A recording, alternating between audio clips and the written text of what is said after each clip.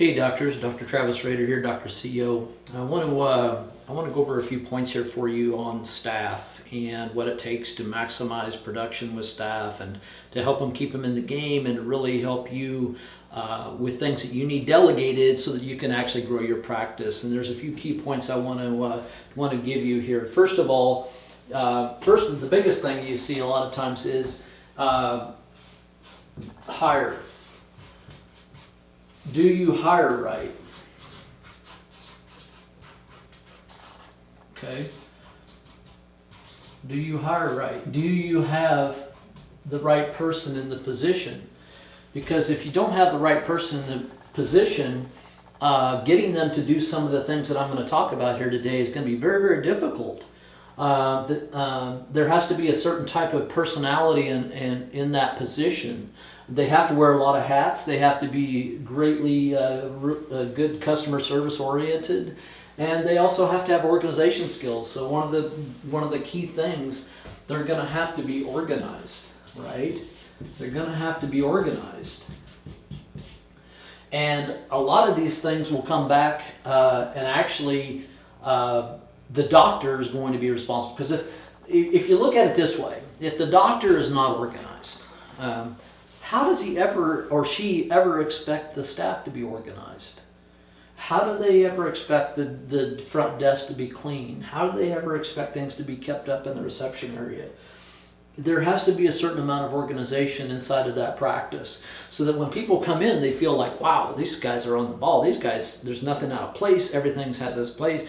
There's systems involved. There's protocols. And people can sense that. And they can also sense chaos as well. So you have to have organization. This starts with the doctor and filters down to the staff. There has to be attention to detail, okay? That means if the doctor needs stats done a certain way, the doctor needs procedures and protocols done a certain way, there has to be the detail inside of that. If there's not any detail in how that practice is run, and if you're not dotting your I's and crossing your T's, and you're not really paying attention, this can end up being a very chaotic situation. The next thing would be protocols and checklists. Okay. Do you have a checklist for your staff? Do they have protocols and systems in place that are very simple, easy to use, easy to implement, and produces results? If you make the system too complicated, I was a cash-based system. I was an all-cash practitioner. I didn't deal with insurance, so I didn't have a lot of the headaches a lot of the other doctors have. But we created a very simple practice. We had a very simple fee schedule. We had a very simple process. And I recommend doctors do that. Set up a real simple system. The more simple the system is, the more easily it is to execute. Okay? So you've got to have protocols and checklists in place. And a good exercise to do is to do this with your staff. Say, okay, what are everything that you do on a daily basis? What are all the things you do from the time that you walk in till the time you leave at night? And have them write them out on a piece of paper, everything that they do on a daily basis. And then you will have your own list put together, and then you guys will merge and determine exactly what that final list will look like. And so that they know what they need to do on a daily basis. So if they need to send stats to a coach or consultant or follow up with leads or do certain things on a daily basis, that's covered. And that has to be on the checklist, okay? And there has to be accountability, okay? I run into this all the time. I ask doctors, okay doctors, when we're working together, these are the things that I need. I don't require a lot, but there are a few things that I need in order to be able to help guide you and help you leverage your marketing so you can scale your practice.